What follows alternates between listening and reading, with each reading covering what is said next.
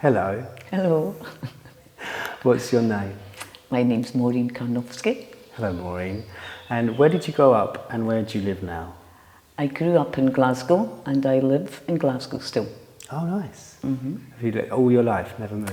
Well, I've been abroad for spaces of it, but mostly Glasgow, yeah. And what's been the main spiritual contemplative practice of your life? Yoga. And when did you start that? Probably the early 2000s with an Iyengar teacher, and I would maybe practice once a week. And what led you to practicing yoga? That's an interesting question. I liked the physical aspect of it, but I could have got that from a gym. So I also liked the sort of more internal, energetic of it as well. Yeah. Was that something that you found straight away then? No. Probably the combination. I studied and qualified as a traditional Chinese medicine acupuncturist in 2004, in which the understanding is a person's body, mind and spirit. You can't separate the three. And I think in yoga that's the same, because if it's just about the body, then you're as well just going to the gym. So I think the combination of them both, my understanding of acupuncture made me think more deeply about the other elements of yoga. So did you start like Chinese medicine and yoga around the same time then? I probably started Iyengar yoga just before, but interestingly enough, I tend to make life decisions when I'm on a yoga retreat. And it was when I was on an Iyengar yoga retreat, because there's no certified course up in Scotland, so you have to go down south, and people would say, well, you can't do that, you've got young children, your husband works, you can't possibly go up and down to London all the time. And I thought to myself, well, if I did a list of the problems and the positives, the problems would come out on top. But I decided I wanted to do it, so I just did. So I think the yoga helped me make a decision of what I wanted to do. And interestingly enough, in a lot of yoga poses, especially the standing poses, you are stretching the gallbladder channel, which is the decision maker in Chinese medicine. So, and I think also in retreat, you can look at your life from outside your life. You know, when you're in your life, it's just day to day, whatever you do. But when you're on retreat and you have time, you can look at your life from a distance and think, well, that serves me well. No, that doesn't serve me well. And if you're lucky enough, as I have been in life, you can make changes. So this seems to be quite like a pivotal point where you start studying yoga and then you start... What were you doing before that? I designed knitwear. It fitted in with my children. I could go to craft fairs and sell things. So, yeah. And then that... And then I damaged my shoulder, actually. Not damaged my shoulder, but there were some yoga poses I found more difficult because I was knitting. And it frustrated me. It wasn't a bad injury or anything like this, but I thought, no, I need to get it fixed. So I went to a physio. It didn't help. And I saw a sign for acupuncture, and I went to an acupuncturist, and it made a big difference to my shoulder, but it made a big difference to how I functioned generally. What would you say that change was then? I think if you have an understanding, which 5-element acupuncture gives a person, of how you have a tendency to function in life, the positives and the negatives of how you function, it gives you a chance to understand how you approach things, and gives you a chance to take a step back and think, is this the best way to approach things?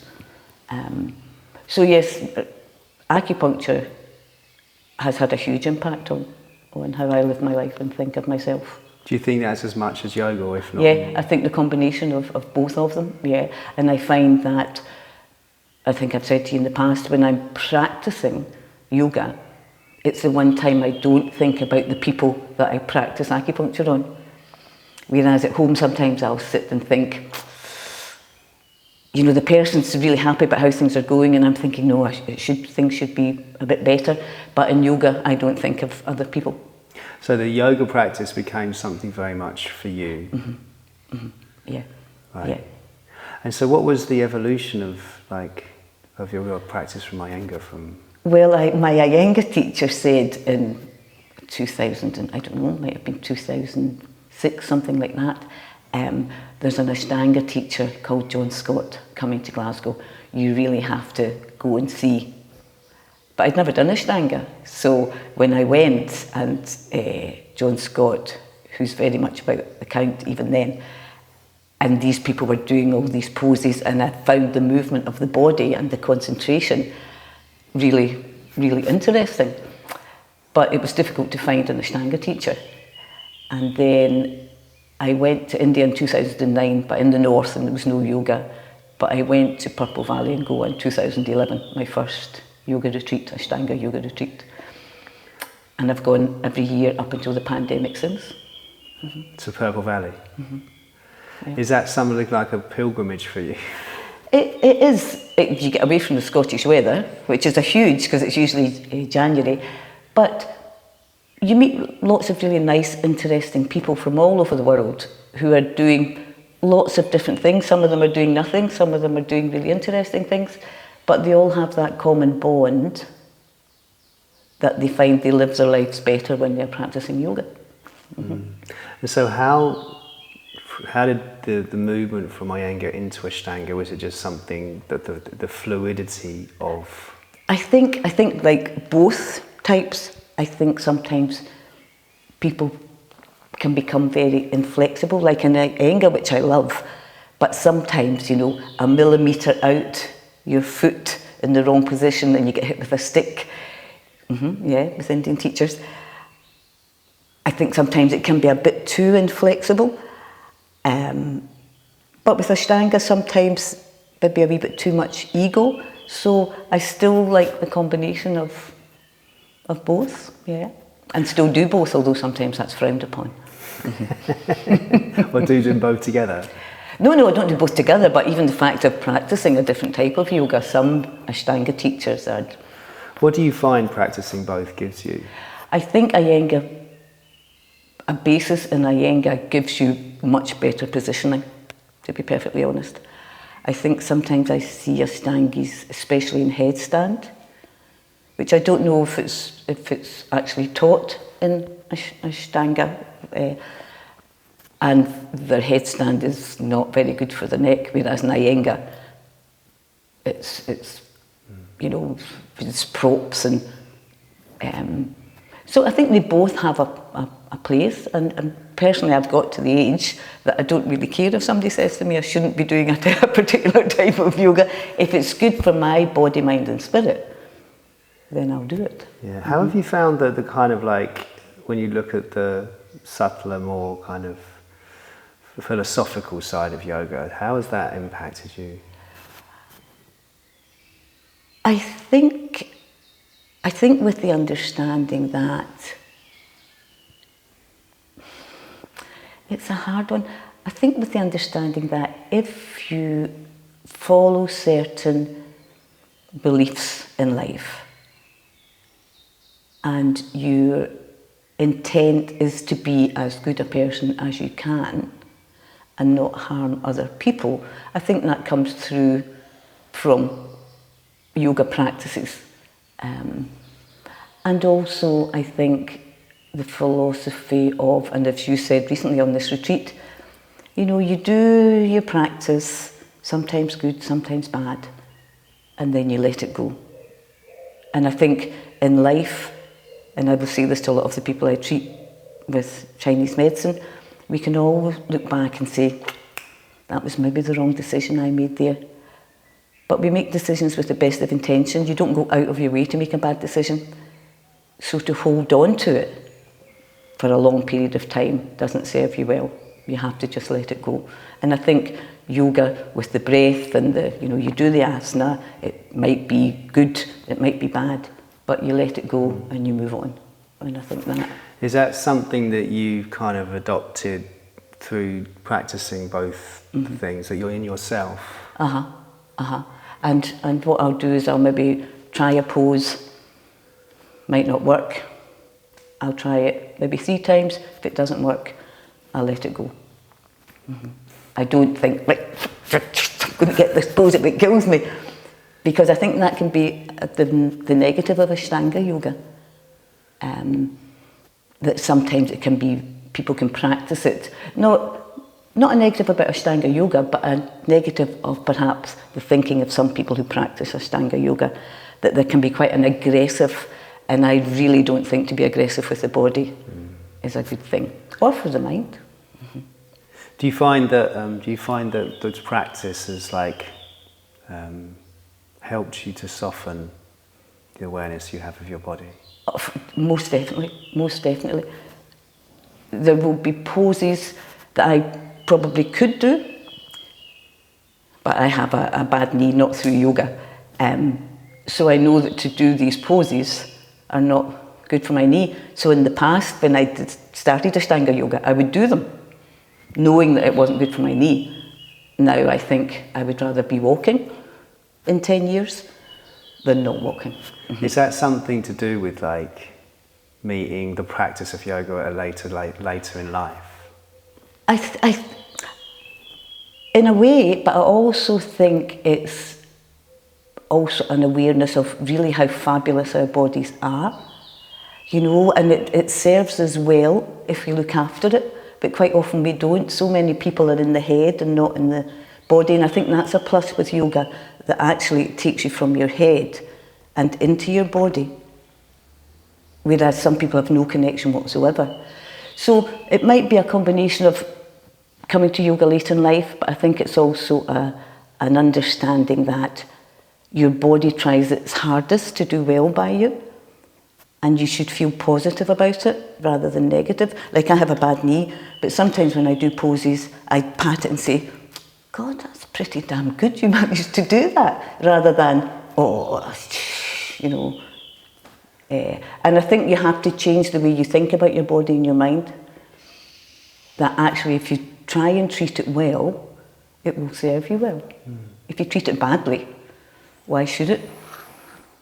It's true, there's something about this, trying to look at the body with compassion rather than pushing it, right? Yeah, exactly, because if we do treat it with compassion and take care of it, then it will carry us forward. As you know, I'm going to be very old very soon.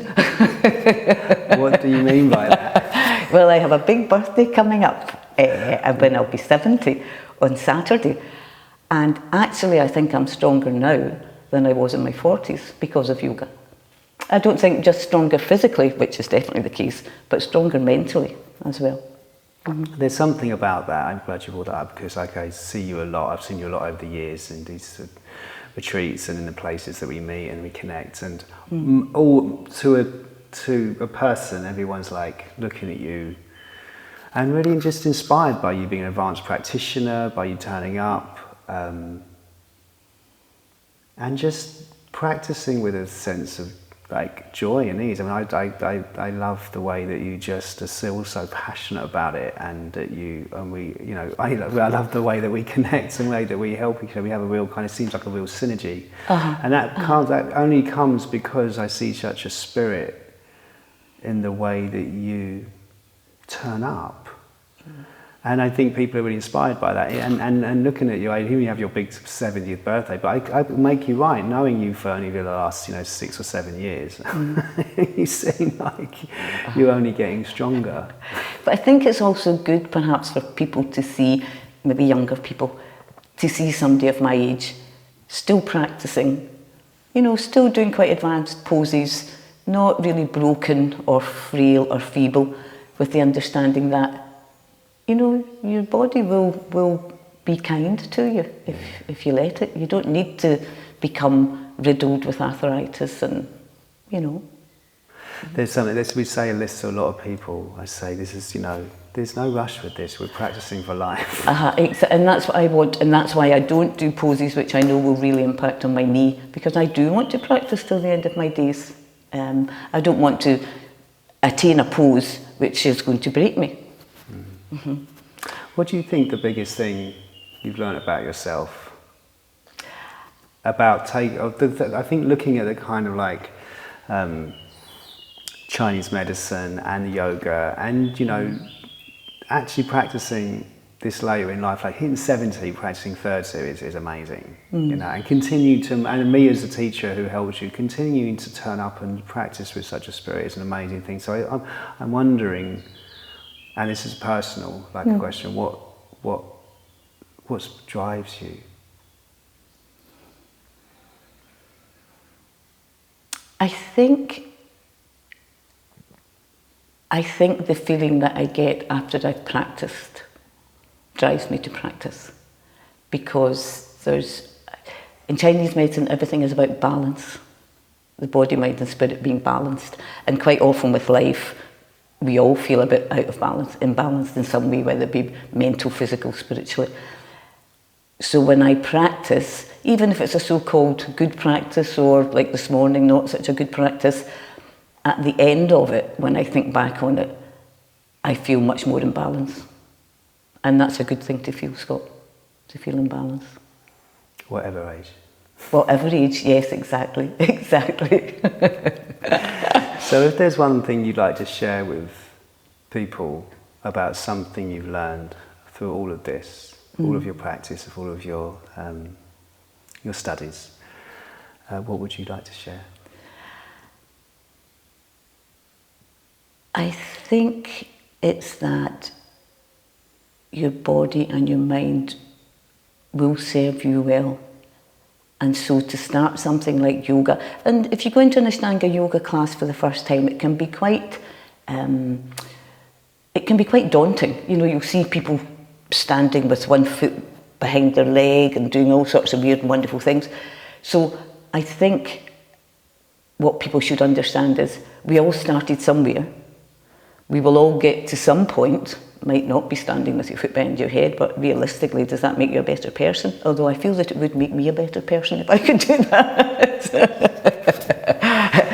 But the fact that you are doing something which is good for the body, mind and the spirit, doesn't matter if you're only doing sun salutations. You're still doing something which is good for you. Yeah. Thank you so much, Maureen. It was beautiful. Thank you so much.